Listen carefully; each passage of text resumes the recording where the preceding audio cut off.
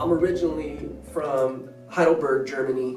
I was born in Germany, moved to the United States when I was a little kid, and I grew up in Southern Oregon, right there on the border of California and Oregon. I started developing like an audience out in the Bay Area.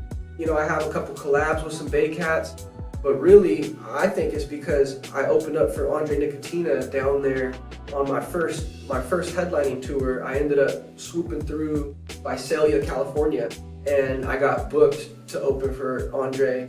Now, at that time, it was one of the biggest shows I had done. There was like over 500 people there, and I was just like, okay, yeah, this is dope, right?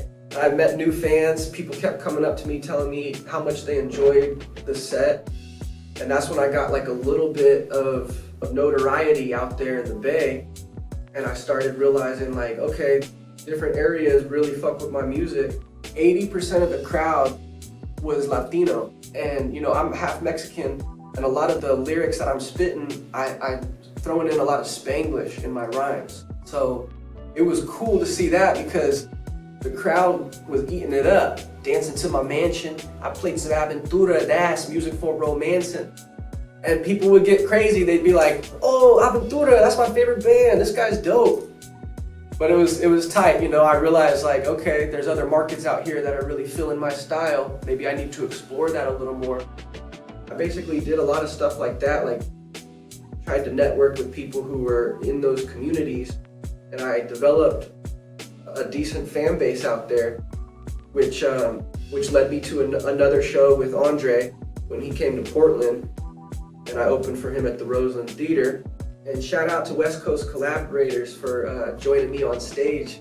We had a good time, and you know, they shot really crisp highlight reel for me, and I put that highlight reel on my social media, and people are like, okay, Bren Boy's moving up, he's moving on up, he's performing at the Roseland with Andre Nicotina, ooh, he made it.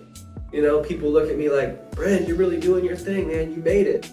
But really, like, if they had any idea, man, like, oh my gosh, I'm not even close to where I want to be. Just that I'm doing this at a pro level, and I'm consistent with it, and this is my lifestyle now. I do feel like I made it in a sense. You know, I feel like this is where I want to be. I wanted to be a pro at this. Here I am. But you know, there's other levels that I want to reach, and there's other goals that I have that I just haven't hit yet. So that's why I say, like, man, if only people knew the struggle of being an independent artist.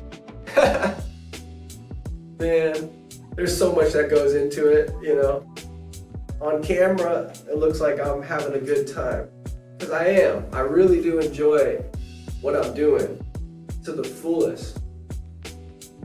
But it is work, you know. It's definitely fun, but it's work.